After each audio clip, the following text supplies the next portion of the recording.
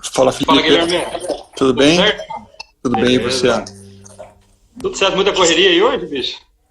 Tá mais corrido do que antes, cara. A gente Nossa. não para, né, cara? Apesar que eu tô rendendo mais aqui, viu, cara? Porque não tem assessor a cada 15 minutos ali sentado do meu lado, conversando e tal. Acho que tô rendendo até que legal Não, a nesse gente ramo. também, cara. A gente está com a vida muito mais objetiva e eu me arrisco a dizer que a gente está melhor do que estava antes da crise. Não, Em, te- perfeito, cara. em termos de eficiência, de organização, enfim, de tudo, praticamente. Ah, não, legal, legal. Então, só para fazer uma breve introdução, né? Nós somos a SVN Investimentos, somos um dos escritórios aí da XP. Na verdade, a gente tem orgulho de falar que a gente viu o começo da XP toda e a gente sempre se inspirou muito ali nas histórias e confiou muito ali na gestão do Guilherme, não só do Guilherme, como todos os outros diretores ali da casa, né? O objetivo, viu? Hoje a gente tem a presença do Guilherme Benchimol. E uma coisa bacana é que a ideia hoje do papo, viu, Guilherme, é falar um papo um pouco mais de empresário, né? Porque eu acho que a gente tem tido muitos aprendizados ao longo dessa crise, só que assim, você fundou a empresa aos 24 anos no ano de 2001, né?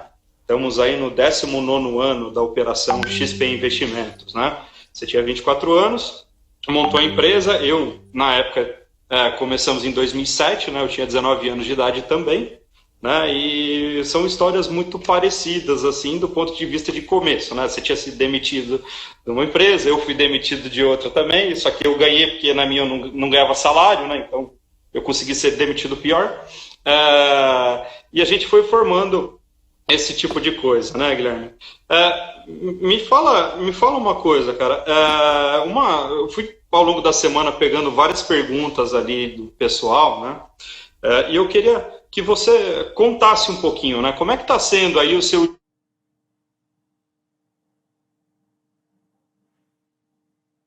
dia a dia via home office?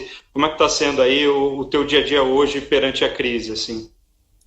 Bom, boa tarde, Felipe, a todo o time da SVN, a todos os clientes que estão presentes na live. Bom, a gente acabou tendo talvez a sorte de ter tido o segundo caso de Covid no Brasil, né? E a gente acabou sentindo muito, muito de perto o que era o vírus, o quão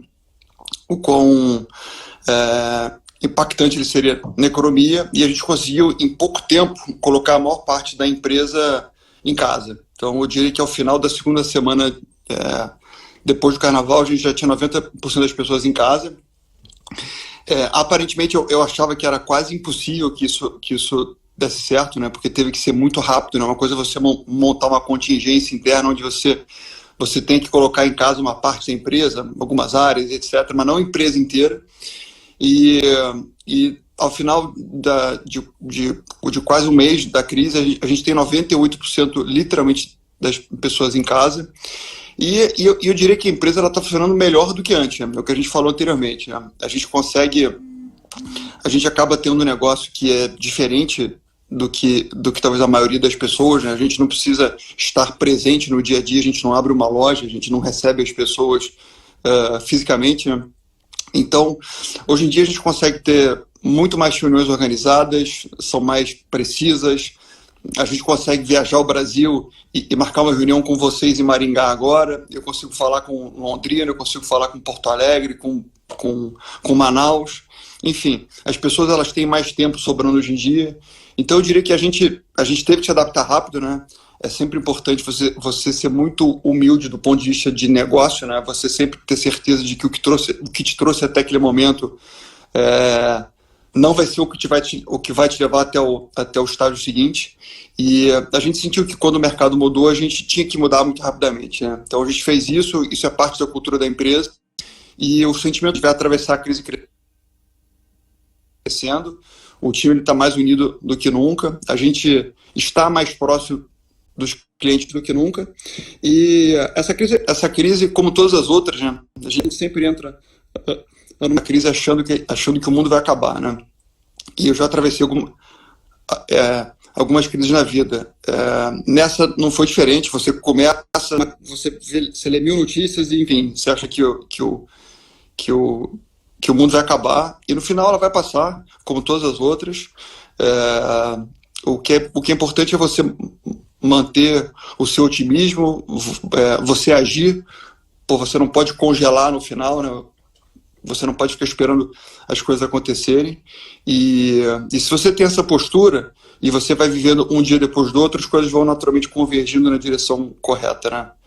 Eu tenho um ditado que é se você empurra o seu carro, né? Aliás, se você enguiçar o seu carro na estrada e você começar a pedir ajuda, dificilmente você vai encontrar alguém que te ajude. Mas se você empurrar o seu carro, se você se ajudar, muita gente vai te ajudar no caminho. Então o que é importante é você, como empresário, você se ajudar. Se você se ajudar, se você fizer a coisa certa, as pessoas vão te ajudar.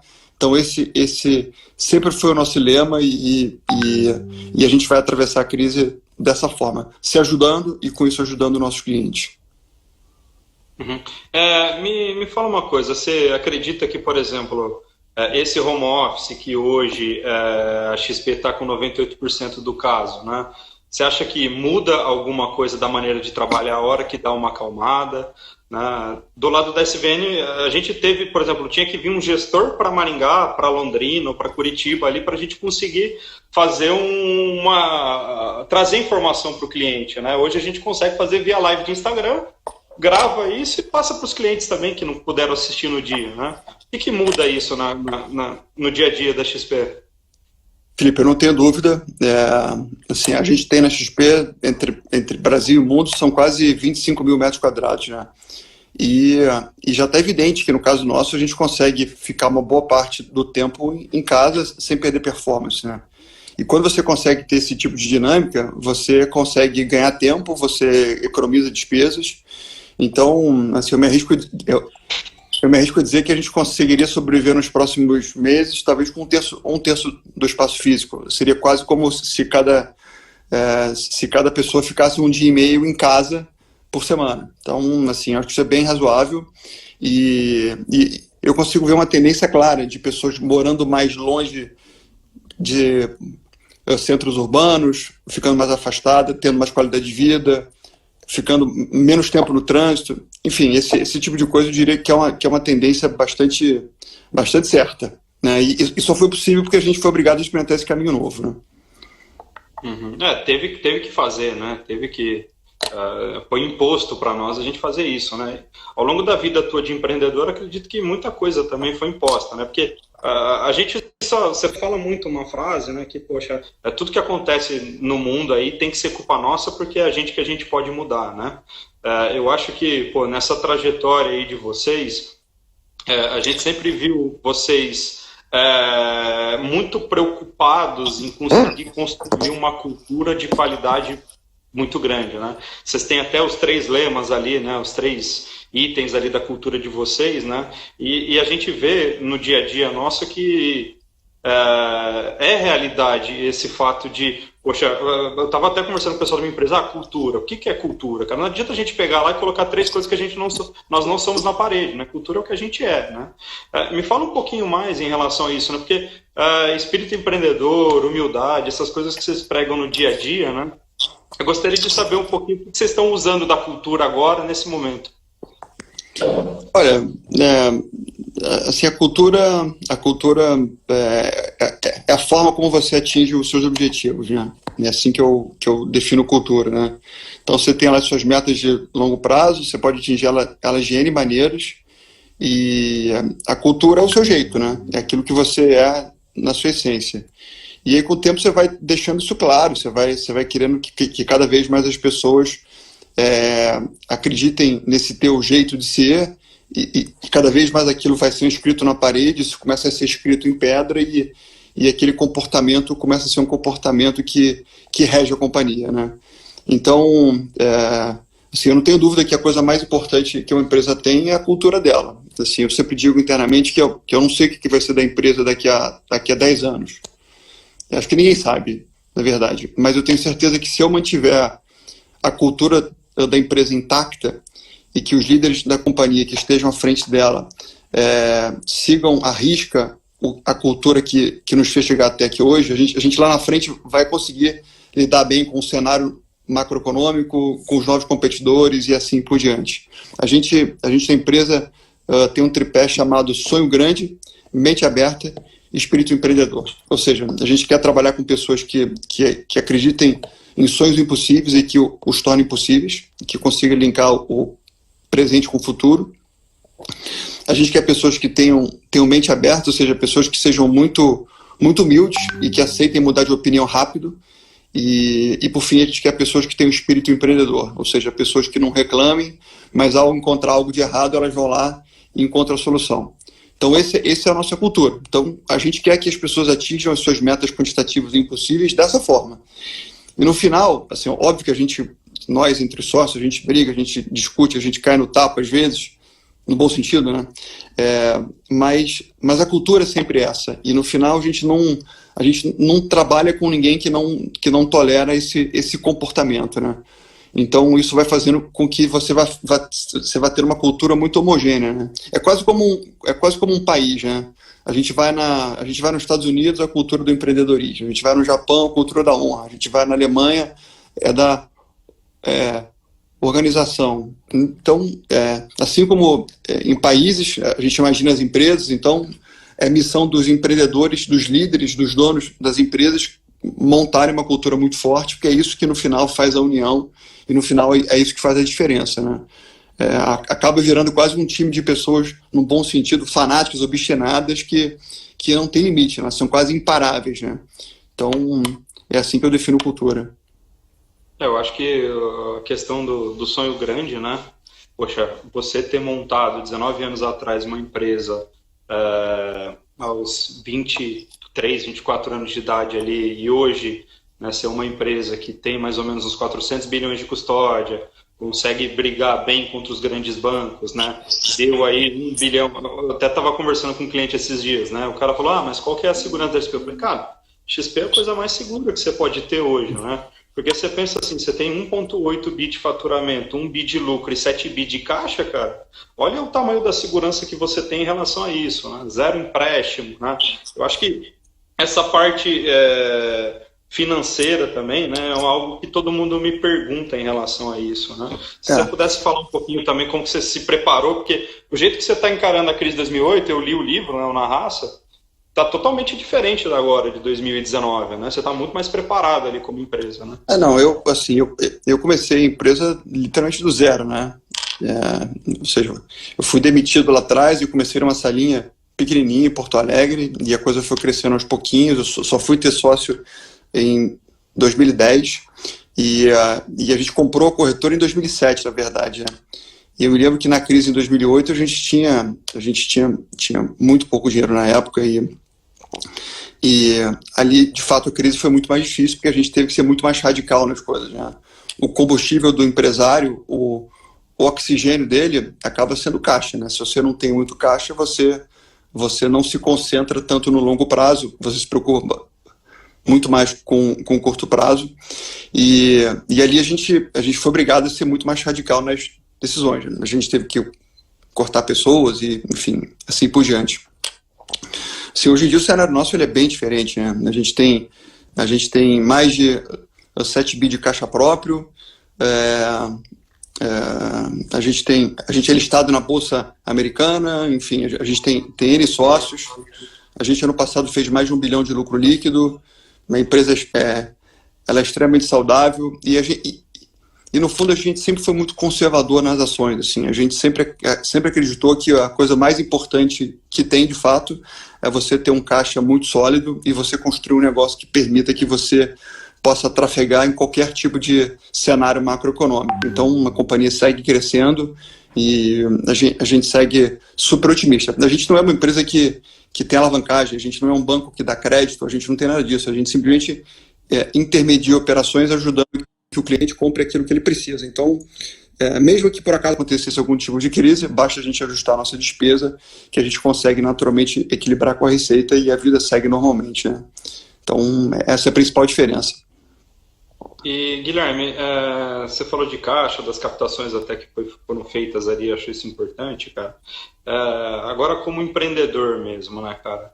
como é que vocês se organizam dentro da XP para a questão de olhar os custos ali da empresa, a gestão, porque não tem uma mágica, né? É você fazer isso todo dia de maneira constante, correto? Como que vocês se organizam ali em relação a isso? Olha, em relação à despesa, no final, o que eu fui aprendendo no tempo é fazer com que as pessoas realmente ficassem alinhadas comigo, né? Então, assim, eu não sou o único dono da empresa, né? Por todos que foram entregando resultado ao longo dos anos e foram acreditando na cultura que eu fui implementando lá atrás, essas pessoas foram se tornando sócios da empresa, né? Então, isso por si só já é muito impactante, né?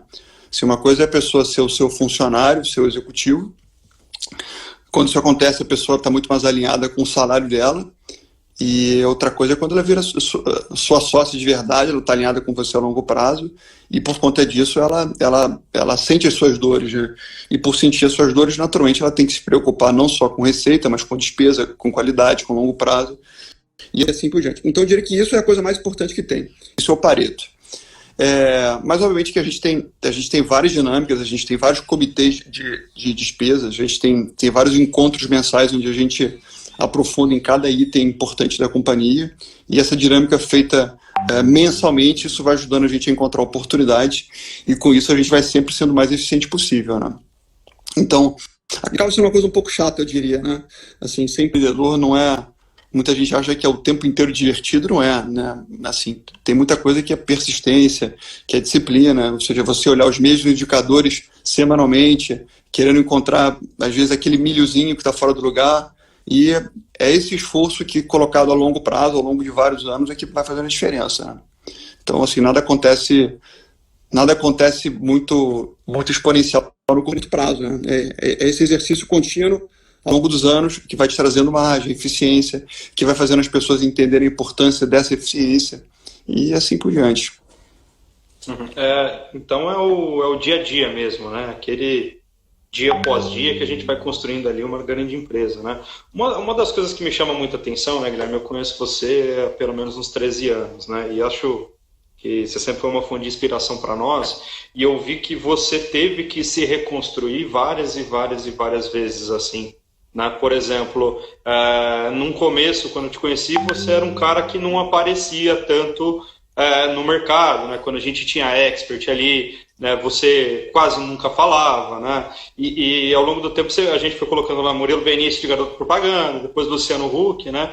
E a gente via que tinha um gap de, poxa, alguém tem que ser a cara da empresa, e essa pessoa que era uma pessoa que evitava falar em público passou a aparecer bastante, que é o teu caso, né? Hoje a gente fazendo uma live, eu não imagino fazer uma live contigo 5 anos atrás, por exemplo, né? Apesar que não tinha nem Instagram, mas... brincadeiras à parte, você teve que se adaptar, assim, como empresário, né? O que você enxergou e por que você teve essa mudança na tua carreira? No final, a gente até falou um pouco sobre isso antes, né? Assim, é importante que você, como empreendedor, ainda mais se você é um empreendedor que vai fazendo as coisas e elas vão dando certo, é muito importante que você vá se transformando, né? Então, assim, imaginem eu que comecei a empresar quase 20 anos atrás em uma salinha em Porto Alegre, e aí, enfim, a cada ano a empresa ela vai crescendo, você vira uma empresa que tem uma salinha com mais pessoas, depois 2 salinhas, depois você compra uma corretora, depois você compra outros negócios, depois você tem um sócio estrangeiro, depois você abre capital, então você vai tendo que se transformar. Então, assim, é muito importante que você tenha essa humildade e você queira se reinventar. E, no final, essa parte é a parte mais difícil do processo, né? Porque o que te fez chegar até aquele momento é porque você era bom naquilo que você fazia, né?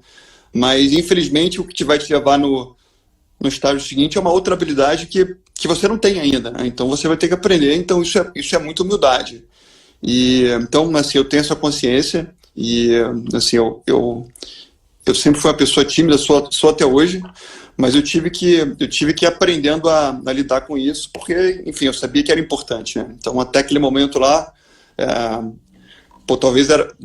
talvez a minha qualidade mais importante era ser um belo executor, né? E não ser um grande líder inspirador e assim por diante, né? Então, eu fui entendendo isso ao longo do tempo e com isso eu fui me transformando, e estou aqui com vocês já. Começou naqueles e-mails aos domingos, assim, né? Que você mandava ali, ó, pessoal, não sei o quê.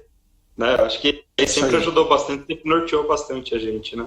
Guilherme, cara, qual que é a principal diferença do Guilherme de 2001 para o Guilherme de 2020 e qual que é a principal semelhança do Guilherme de 2001 para o Guilherme de 2020? Caraca, que pergunta, Felipe. Olha, preparado. Bom, em 2001 eu tinha 24 anos de idade, eu era um garoto, eu era muito mais curto-prazista, eu queria muito mais sobreviver, eu queria muito mais, queria muito ganhar dinheiro, queria muito ter a minha independência financeira e era muito ansioso, né, como todo garoto. E você vai aprendendo, né, você vai vivendo um dia depois do outro e assim, hoje em dia, assim, aliás, eu tenho a mesma, eu acho que o que mantém muito parecido é a mesma obstinação e competitividade que eu tinha lá atrás. Acho que isso não mudou nunca, né? Assim, eu sempre fui uma pessoa muito obstinada, muito competitiva, mas eu sou menos ansioso, sou menos ansioso hoje em dia, sou bem menos ansioso, aliás. Consigo ser uma pessoa que tem visão de longo prazo e, de novo, eu sei que as coisas boas elas demoram um tempo até serem conquistadas e serem construídas, né? Então essa maturidade ela vem com o tempo. Eu diria que no começo da empresa eu era muito hands-on, né? Como toda empresa que se inicia do zero, se você não colocar a mão na massa, você não faz a coisa acontecer, né? Você tem que ir lá resolver, né? Se você não for atender o cliente, levar o cafezinho, atender o telefone e assim por diante, ninguém vai fazer por você esse negócio. Então, quando a empresa ela vai crescendo, você começa a perceber que essa tua habilidade que foi super importante no começo, enquanto você era uma startup, se você continuar mantendo ela, as outras pessoas não vão crescer.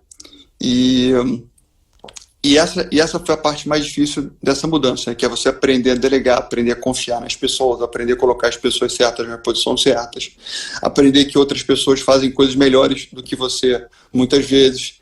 Então esse exercício ele foi um aprendizado importante, né? Que é você deixar de ser um executor e virar um líder que atinge metas impossíveis através dos outros, né? Então é mais ou menos isso. Uhum. Não, excelente, cara. E durante essa tua trajetória, né, por exemplo, a gente ia numa linha de muito crescimento dentro da XP, né? A XP foi sempre uma empresa que cresceu muito, né? Até hoje, que ela já tem um porte num volume legal, mas muito aparentemente, né, muito longe do que ainda você quer chegar, segundo a tua frase está só começando, né? Você teve algumas referências empresariais, né? Que te viu empurrando o carro ali no meio da rodovia, chegou para você e falou: Guilherme, vem aqui, vou te ensinar tal coisa, vou te ajudar tal coisa aí. Não tive não, cara. Foi literalmente como o livro conta lá na raça.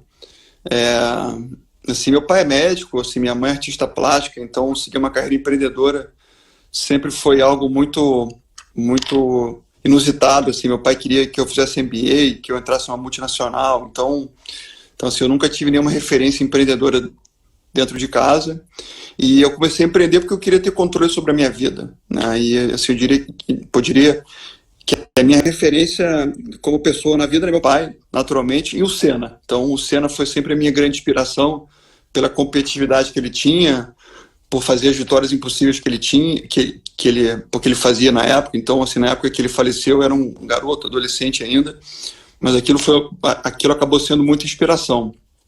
E óbvio que ao longo da jornada, você vai aprendendo a admirar outros empreendedores, né? O Jorge Paulo Lema, entre milhões de outros, né?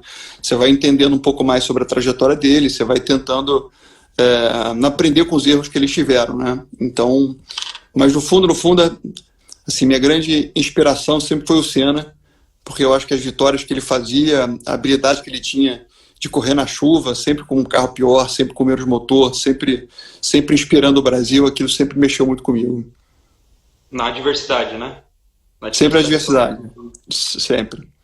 Não, isso é bem legal, cara. A gente sempre, até inclusive no IPO, né, tocou a musiquinha ali, tema do Senna, né? Acho que foi bem bacana. E a gente vê que é uma bela de uma inspiração para você, cara. Ô Guilherme, outra coisa também, cara, eu lembro muitos anos atrás, assim, eu lembro que você indicava livro, assim, para os escritórios, né? Você escrevia e falava: pessoal, li Joe Girard, né, como vender qualquer coisa para qualquer um, cara, isso aí me ajudou no começo, foi legal e tal. Aí teve uma vez que eu perguntei para você, pô, você leu Jim Collins? Aí você chegou para mim e falou, cara, eu li umas 5 vezes. Eu falei, caramba, cara, como é que é isso, Guilherme? Você pegar um conteúdo que é um dos livros que você mais indica hoje e ler 5, 6, 7 vezes até o negócio internalizar. É isso aí mesmo, cara? Ou tô lembrando errado?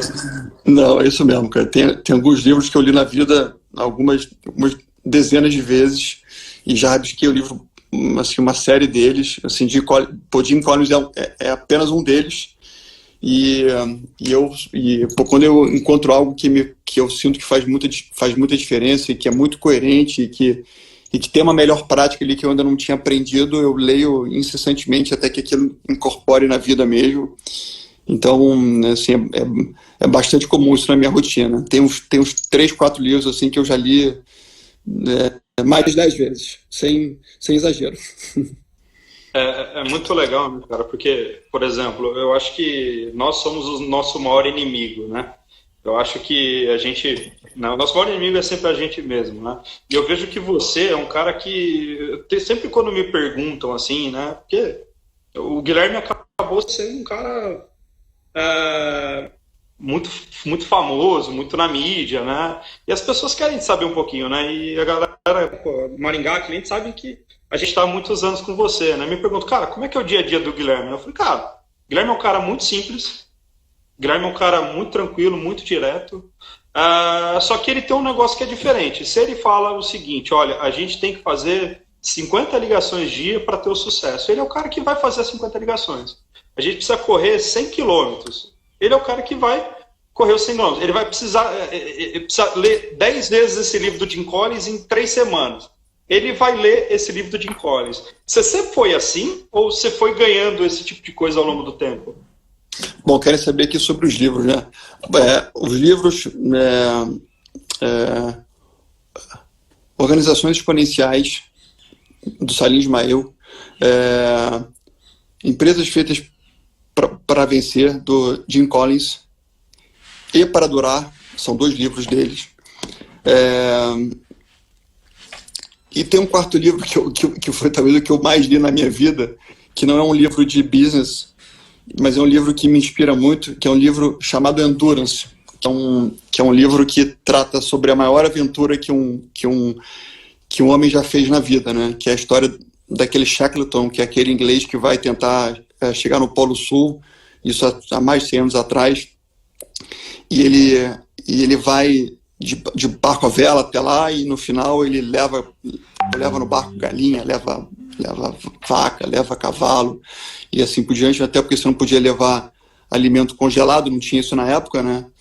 E aí chega no caminho, ele chega no Polo Sul, o inverno um pouco mais rigoroso do que o normal, e o barco dele é imprensado no gelo, o barco dele é estraçalhado, ele só fica com bote salva-vida de madeira, mas ele já tinha entrado 100 quilômetros adentro no Polo Sul. Aí ele volta empurrando o barco dele a remo no gelo, 100 quilômetros, com mais 15 pessoas que são da tripulação, e aí ele chega no mar novamente e volta a remo até o Chile. E chega num penhasco, atravessa o penhasco, escala, e aí consegue encontrar uma baía, encontra o barco de pesca, volta novamente até o Polo Sul e ninguém morreu. Então essa é a história mais extraordinária que eu já escutei na minha vida. Então esses 3 livros de business e esse livro de vida, de experiência e aventura, são os livros que eu mais li na minha vida, sendo que esse último foi o que eu mais li disparado. Assim, eu leio ele com frequência, porque sempre que eu escuto isso, eu penso que tudo é possível. Você chega a ler quantos livros num ano, assim? Eu leio talvez um livro por mês. Assim, não tem muita regra, não. Assim, tem meses que eu leio 2, mas não é mais do que 2. Eu devo ler uns 10 livros por mês. Assim, na verdade, eu gosto... Eu começo a ler muito livro, mas são poucos que eu acabo até o final. Assim, eu começo a ler e aí se é um tema que me atrai um pouco mais, eu me aprofundo. Mas aquele livro que eu gosto mesmo, eu sou muito intenso. Aí eu leio algumas vezes, eu anoto, volto, eu ilumino as partes interessantes, né, eu faço anotações. Então, mas eu leio inteiros, assim, eu devo ler uns 10 livros a cada ano, mais ou menos. Legal. O pessoal está pedindo para repetir o livro. Então, Organizações Exponenciais, Empresas feitas para vencer, empresas feitas para durar e Endurance. Endurance, isso aí. Endurance. Esse é você me indicou, eu li, é realmente fantástica a história. Guilherme, outra coisa que eu queria perguntar, cara, a gente falou da trajetória empreendedora tua, cara. Qual foi o maior erro teu dentro da XP, cara? Meu maior erro, foram tantos erros, Felipe. Tantos erros. Mas, sei lá, pegar algum erro. É que no final, eu acho que todo empreendedor que dá mais certo na vida, né, ele tem que se acostumar em errar. Então, o que eu sempre digo na empresa é que todo mundo tem que errar. Talvez eu seja a pessoa que mais erre na empresa. Mas eu não acho ruim errar, desde que você erre sempre muito curto e você, quando acerte, né, é a sensibilidade. Você começa a fazer uma coisa nova, você vai construir uma frente que, enfim, que você acha que faz sentido, você estuda mercado, você acha que aquilo é coerente, você começa a fazer. Eu sempre acredito que você deva começar as coisas bem devagarinho, né? E é assim que a gente sempre começou tudo na vida. E aí você começa devagar, porque você acha que faz sentido naturalmente, aí você começa a avançar, começa a entender a percepção do cliente, e se aquilo começa a dar certo, você começa a investir cada vez mais naquilo. Se aquilo começa a dar errado, obviamente você começa a fazer alguns zigue-zagues, né? E até que dá errado de verdade e você interrompe o projeto. Então esse é meu lema, né? Eu não me incomodo em errar, eu sempre erro muito curto, eu aceito mudar de opinião muito rapidamente, e essa é a cultura da empresa. Então, assim, nunca teve nenhum erro grande na empresa, assim, nunca teve nada mortal, nunca aconteceu isso, sabe? Foram sempre, assim, erros acontecem todos os dias na empresa e são sempre muito, muito curtos, né? E no final é um pouco isso, assim, você não sabe o que vai acontecer. Aliás, você não consegue antever o futuro. Você tem que criar o futuro. E criar o futuro é tentativa e erro o tempo inteiro. Então você tem que saber administrar esse risco no processo, né? Você tem que tentar ir tentando as coisas e sentindo o que é melhor, o que é pior. E aquilo que é melhor você vai colocando mais ficha, né? No bom sentido, né? Você vai mexendo mais. Aquilo que é pior você vai tirando ficha até que você interrompe eventualmente, né? Então é um pouco assim o processo. Uma outra coisa também é a maneira que você reage ao erro, né? Acho que você fica muito pensando, pô, errei, pelo amor de Deus, não sei o que e tal, né? Pô, o processo e vai pra frente. Bem isso mesmo. O Felipe fez uma pergunta aqui, que é uma dessas perguntas que eu fui recebendo na semana, né? O que fazer quando você toma uma porrada muito forte na jornada de empreendedor? O que fazer? Olha, na verdade o lema do empreendedor, né, como já diria o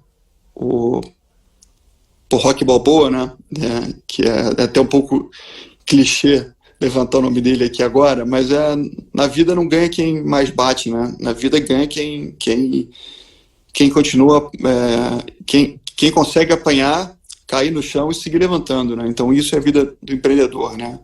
O empreendedor é uma jornada de longo prazo e assim, é quem consegue segurar mais tempo, é quem consegue manter a cabeça no lugar, manter os pés no chão, ser resiliente e é assim que a coisa funciona. Então, pô, não adianta, você vai, assim, por quantas crises eu atravessei, né? A gente comentou sobre isso antes, né? Aliás, nós atravessamos, e é importante você levantar, você manter o seu otimismo, você liderar o time e você saber onde você vai chegar, né? Se você tem a cabeça no lugar, se você tem a cultura certa, se você tem humildade, se você age, se você não fica esperando as coisas acontecerem, o universo vai conspirar na sua direção. Então é assim que eu toco a minha vida e é assim que a empresa foi construída. E Guilherme, me fala uma coisa, hoje, por exemplo, a XP tem um valor de mercado bacana, hoje tem o capital aberto na bolsa, tem alguns parceiros muito grandes junto, exemplo, o próprio Banco Itaú, né? E você é um cara que já poderia ter parado de trabalhar faz tempo se pensasse só em dinheiro, né? Pergunto para você assim, né? Onde que você quer chegar, né? Aos 40, tá 43, né? 43. Aos 43 anos de idade, onde você quer chegar? Olha, não, quando você, quando você é jovem ainda, né, você pensa muito em, eu quero, e é normal isso, tá? E comigo aconteceu também, eu quero ter minha casa, quero ter meu carro, quero ter 1 milhão na conta, enfim, você começa a pensar essas coisas normais que todo jovem imagina, né?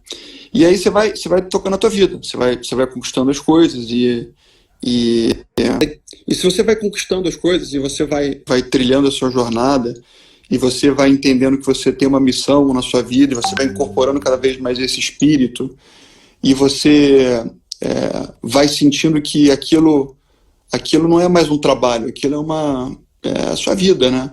Então, assim, a XP deixou de ser um trabalho há muitos e muitos anos. Ela é meu estilo de vida. Então, não é uma coisa que... Se eu não me sinto aqui com a obrigação de estar com vocês, é quase uma diversão. Aliás, é uma diversão. Então, quando você chega nesse estágio, por se tirarem esse brinquedo de você, você vai ser uma pessoa infeliz. Então, assim, não vai. Assim, óbvio que a empresa ela tem 1000 metas, a gente acha que a gente vai continuar. Aliás, eu tenho certeza que a companhia vai continuar crescendo muito nos próximos anos, não tenho a menor dúvida disso.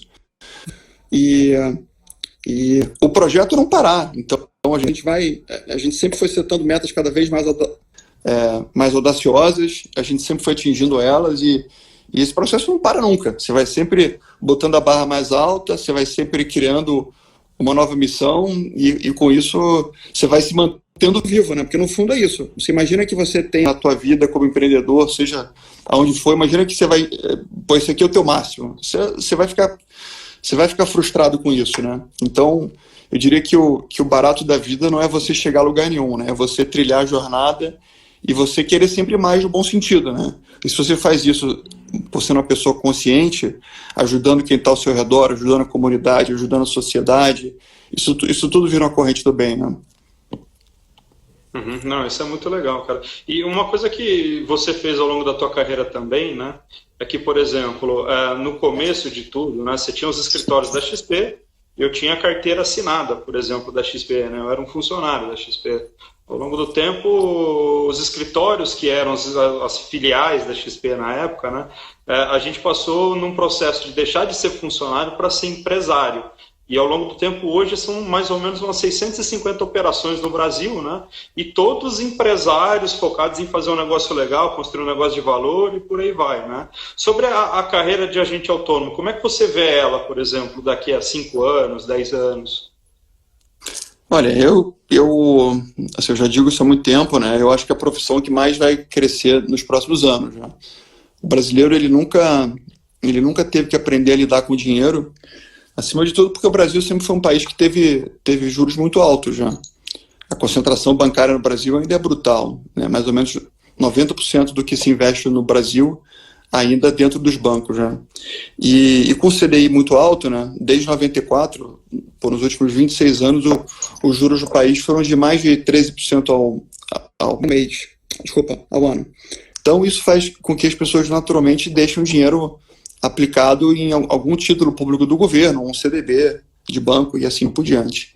Esse ambiente mudou e ele vai mudar cada vez mais, né? Os juros hoje a 3,75, cada vez mais vai obrigar as pessoas a aprenderem sobre diversificação, sobre o longo prazo, sobre risco, sobre comprar um fundo diferenciado, sobre investir um pouco em ações e assim por diante. Então, o trabalho do assessor é fundamental nessa direção. Ele é o médico da pessoa que vai ajudar ela a trabalhar melhor com o dinheiro que ela está juntando. Então, quando você começa a ter os juros menores, você tem um país mais estável, essa demanda acaba ficando cada vez mais crescente, né? Isso é legal. E o que você diria hoje? Porque eu vejo muita gente querendo empreender, né? Muita gente indo para o lado de ser agente autônomo de investimentos. Né? O que você diria para o escritório que está começando agora? Né? Eu preferia, vai lá, fala com o pessoal da SVN, né? Começa a trabalhar ali junto com eles e tal. Olha, o que eu diria se eu não tivesse aqui, eu estaria aí. Talvez seja a maneira mais simples de eu resumir meu sentimento. Assim, eu fui agente autônomo por 7 anos, é uma atividade de extrema importância na sociedade. Por nos Estados Unidos são mais de 300 mil agentes autônomos, aqui no Brasil são menos de 10 mil. Então a profissão aqui ela tá só engatinhando. E assim, é uma oportunidade enorme, porque, de novo, ninguém sabe lidar com dinheiro, né? Então é uma necessidade das pessoas saber otimizar suas poupanças, saber construir uma aposentadoria de longo prazo, saber investir corretamente, entender o que está por trás dos bancos, enfim. Assim, algo que tenho certeza que vai crescer muito e que não falta oportunidade, né? Assim, quem quiser saber mais, basta entrar no site da Ancor, no site da CVM, no site da XP, a gente tem N cartilhas que tratam o tema. E é o que eu falei, se eu não estivesse aqui, eu estaria aí novamente, né? Felizmente eu acabei montando a corretora, e eu diria que a maior missão da XP é trabalhar com agentes autônomos, e a gente ajuda escritórios como o da SVM, que é espetacular, a serem cada vez mais eficientes, porque a gente sabe o que foi ser na ponta um agente autônomo. De todos os indicadores assim de um agente autônomo, né, tem um indicador que sempre eu vejo você falando, que é a questão do NPS, né? Você poderia comentar um pouquinho em relação a isso, né? Assim, toda empresa, você não conhece nenhuma empresa do mundo que não diga que qualidade é a coisa mais importante que tem. Todos dizem isso, né? Qualidade total aqui na minha empresa. No entanto, pouquíssimas empresas medem o que é qualidade, né? Uma coisa é falar, aqui tem qualidade. Outra coisa é eu medir o que é qualidade. E a gente mede qualidade através de NPS, né? NPS é um indicador que ele é mundialmente conhecido. E com isso a gente consegue saber quanto de fato os clientes estão satisfeitos com o atendimento que nós oferecemos. E a gente tem o NPS do último trimestre, ele foi de 72, 73, se eu não me engano, e é um indicador extremamente alto isso, né? Apenas a fiz comparativas, o NPS da Apple é de 70, ou seja, a gente consegue encantar até um pouquinho mais o cliente quando ele é atendido através de nós do que quando o cliente compra algum serviço ou algum aplicativo da Apple. Então, é assim que a gente mede, a gente audita esse indicador mensalmente e, sem dúvida nenhuma, é o indicador mais importante da companhia, porque mostra que a gente está na direção correta e que a gente está ajudando as pessoas a investirem melhor. Legal, Guilherme. Uma linha, assim, quando a gente abriu para as perguntas, né, foram basicamente 3 blocos, né? Uma parte querendo conhecer um pouquinho da história da XP, outra parte com muita dúvida individual para você, né? E muita gente querendo saber um pouquinho a sua opinião sobre o Brasil, como é que o Brasil sai dessa crise, o que você está vendo de oportunidade, né? Acho que a gente podia ir um pouquinho mais nessa linha, né? Mas eu queria, antes disso, que você falasse um pouquinho como é que você enxerga o mercado de investimentos hoje do Brasil, né? São quantos trilhões de reais, como que está aplicado o dinheiro do brasileiro comum, se isso já tem mudado? O brasileiro ele é muito conservador, né? Como eu falei anteriormente, simplesmente porque a cultura do CDI é elevado. Como o Brasil nunca administrou bem as contas públicas, naturalmente os juros no país sempre foram muito altos, né? Então é difícil você convencer alguém a diversificar, assumir riscos, se a condição macroeconômica acaba sendo essa, né? Quando você começa a colocar as contas públicas no lugar, você vai ter uma convergência natural dos juros, você começa a ter um juros mais normal e naturalmente a percepção, a necessidade das pessoas muda porque elas sentem no bolso, né?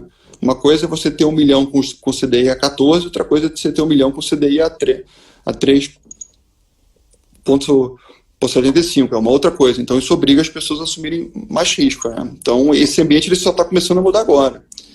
Então, assim, eu vejo que esse ambiente vai mudar. Assim, hoje em dia, da concentração bancária, aliás, hoje no Brasil, a gente tem 90% do dinheiro dentro dos bancos e a gente tem 75% desse dinheiro dentro do CDI. Então, isso não é razoável a longo prazo, ainda mais acreditando que o Brasil vai continuar mantendo as contas públicas no lugar e que os juros vão continuar baixos por muito, muito tempo, né? Você acha que é um caminho sem volta, então, né? As pessoas vão ter que tomar mais risco, as pessoas vão ter que investir de maneira melhor, vão precisar de uma assessoria de investimentos, né? Então, você acha que o vento está todo a favor, assim, da XP ali e do agente autônomo de investimentos, né? Sem dúvida. Não, bacana. Guilherme, e o pessoal está perguntando aí se você tem uma ideia de quando a gente sai dessa crise. Quanto tempo para a gente voltar à normalidade? O que você tem visto aí? Felipe, essa pergunta acho que vai ter que ser a última, cara, porque eu vou ter que sair daqui a 3 minutinhos. Peço mil desculpas a todos. Olha, sobre a crise eu acho que ela vai ser mais rápida do que a maior parte das pessoas imaginam. De novo, como toda crise que a gente entra, a gente acha que que o mundo vai acabar. A crise é grave, naturalmente, é uma crise que ninguém nunca viu antes na história. Mas eu vejo já o que aconteceu com a China, o que já está acontecendo com a Itália, com a Espanha. Então, assim, eu acho que era super importante você ter o lockdown no início, para que você possa controlar a epidemia, para que você possa construir mais leitos e assim por diante. E logo na sequência, você começar a fazer uma abertura seletiva da economia. Então, eu acho que isso tende a acontecer. De novo, eu não sou médico, né? Eu não sou especializado em saúde, mas é o que eu acho que faz sentido a médio prazo. Então, a gente vai ter um segundo trimestre muito difícil, mas como os governos mundiais deram muitos estímulos monetários, baixando muitos juros e deram muitos estímulos fiscais, naturalmente a volta vai ser muito rápida. Então, eu diria que o nosso maior desafio é que talvez os pequenos e médios empreendedores, que são aquelas pessoas que não têm capital de giro, que elas não fiquem no caminho, né? Porque se muita gente quebra nesse segundo trimestre, que é a parte mais difícil do ano, obviamente que a volta passa a ser mais complicada. Mas eu entendo que os estímulos do governo foram todos muito bons, e eu estou percebendo que a sociedade está muito solidária, e eu acho que isso é super importante. É muito importante que nós, como sociedade, a gente não fique esperando tudo do governo, que a gente faça a nossa parte em paralelo ao governo, e essa corrente do bem somada, ela vai fazer a gente atravessar melhor essa crise. Eu estou otimista. Assim, a crise é grave, mas eu estou otimista. Eu acho que vão sair alguns remédios em breve. Eu tenho acompanhado bastante a evolução da ciência e da medicina. Acho que a gente não está tão distante assim. Legal, Guilherme. Gostaria de agradecer a tua presença, né? Pelo teu tempo aí no meio de uma crise dessa, no meio do dia, para compartilhar um pouquinho aí do seu conhecimento, da tua prática aí com a gente, cara. E, se você quiser deixar uma mensagem final ali, a gente encerra. Muito obrigado mesmo. Não, vamos acreditar, ser otimista, assistir um pouco menos de televisão, emanar notícias positivas, que a gente um dia depois do outro vai atravessar essa crise. Tá bom? Perfeito. Um abraço, gente. Obrigado. Um abraço, uma ótima semana, Guilherme. Valeu. Até mais, cara. Tchau, tchau. Gente, foi isso aí. Batemos um papo ali com o Guilherme Benchimol, sócio fundador da XP Investimentos, uma das inspirações aí da SVN Investimentos. Eu espero que vocês tenham gostado. Vou pedir para a equipe de marketing da empresa deixar os livros ali, que por mais que a gente falou algumas vezes ali, o pessoal não anotou, e a gente vai deixar isso aí para vocês. Agradeço a presença de todos e vou encerrar aqui. Quem precisar de qualquer coisa também, entre em contato com a gente, que a gente está muito preparado para atender ali os nossos clientes. Um grande abraço e uma ótima semana.